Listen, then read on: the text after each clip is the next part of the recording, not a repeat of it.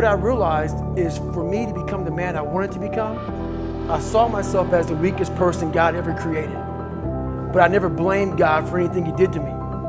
So I wanted to change that to be the hardest man ever created. Am I that?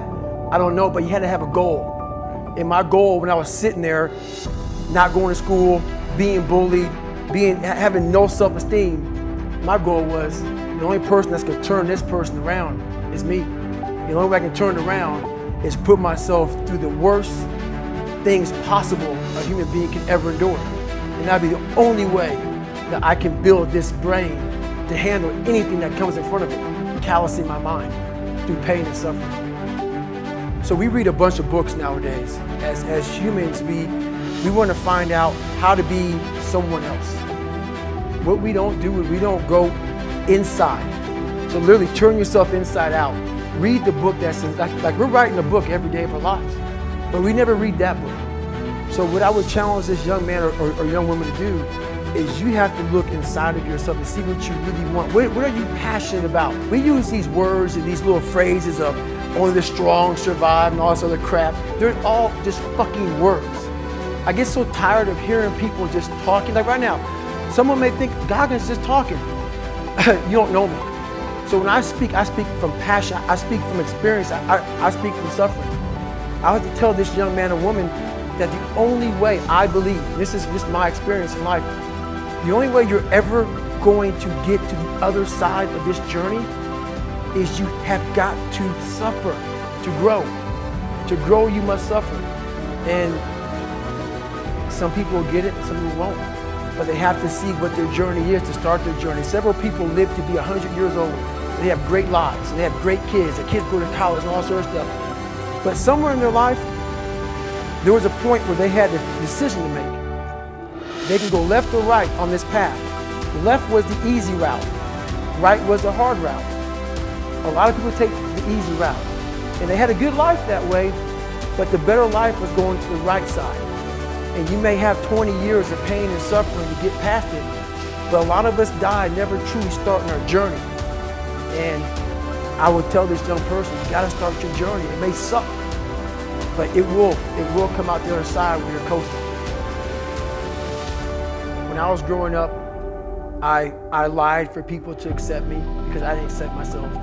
So I would make up stories so that you would accept me into your world. Everything I did was for someone else to like me.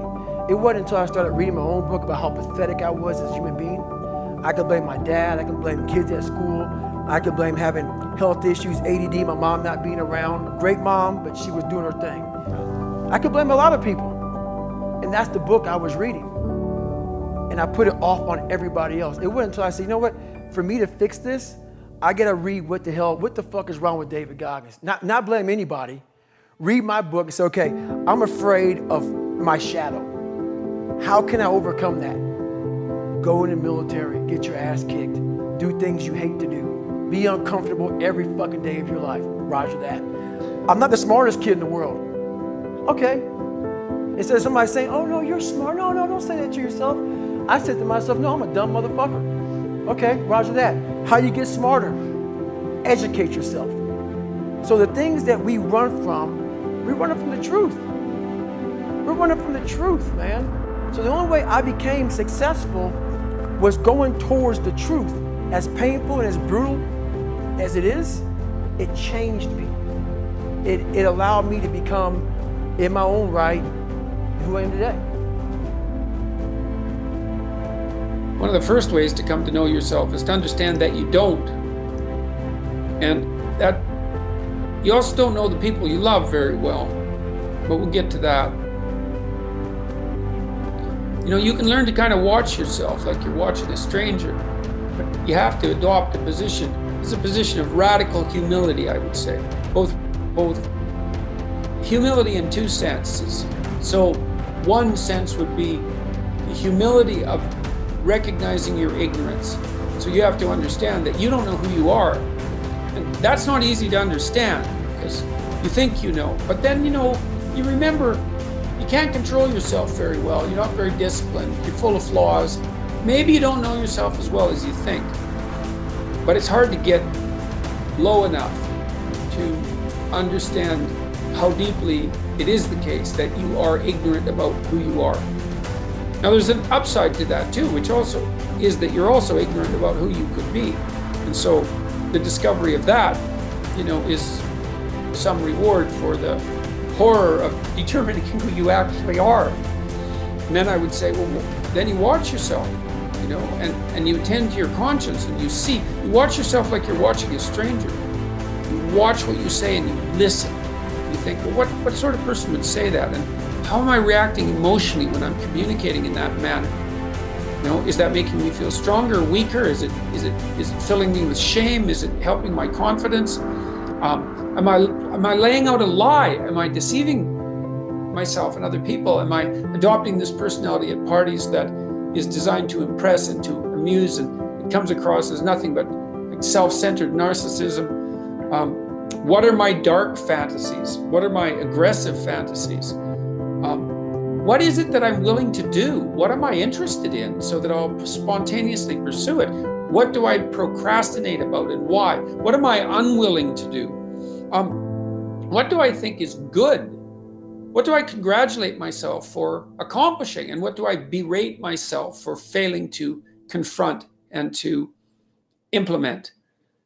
Those are all incredibly complicated questions, and you don't know the answers to them. So that's a start. And then in terms of potential, well, you'll discover a little bit more about your potential as you discover who you are, especially the darker parts of yourself, because then you discover your potential for mayhem. There's some real utility in that.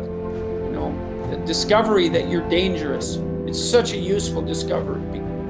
It's actually something that strengthens you, because the first thing that a realization like that can in fact produce is the ambition to incorporate that danger into a higher order personality, that dangerousness into a higher order personality.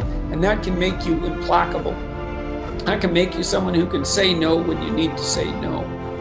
That can make you someone who won't avoid necessary conflict. And so that's unbelievably useful. And so that's one of the potentials that you might discover. The other thing you do to discover your potential is you challenge yourself. It's like rule 4 in my book, 12 Rules for Life, is compare yourself to who you were yesterday and not to who someone else is today. And that's kind of a good way to start this. It's like, well, take a bit of a look at yourself and think about what's not so good that you could improve, that you should improve by your own standards, and that you would improve, and set yourself a little goal. What I told his son was pretty much this right here. He asked me a question about he wants to be really good at tennis. But what happens is after I play tennis for a while, I want to go play video games. You obviously don't fucking want it bad enough. Because a person that I became obsessed. I became obsessed with being the baddest motherfucker that God ever created. Am I that? I don't care. I believe it. And I was trying to tell him, once you become obsessed with something, it's okay to be unbalanced for a while. It's okay. Don't be all this stuff people say, you gotta be balanced. To be the best in the world at what you do. It's not about being a Navy SEAL, people. The best at what you do, you have to be unbalanced to find every bit of fucking energy and strength that you have to pull it off. Then you get balanced once you become great. And then you help other people become better from you being the best in the world. So if your family doesn't understand, why are you so daggone crazy? Because I'm trying to be the best I can to give you the best that I am. And it takes being fucking obsessed to where people think you're crazy. People look at me and say, oh my God, you're a masochist, you're this and that. I'm not gonna get into how bad I was in all these races and SEAL training. I had 21 stretch fractures going through Hell Week. 21 stretch fractures. You know what I did? I taped my ankles up. Roger that. I want to be a SEAL. So I did it. Become obsessed with being great.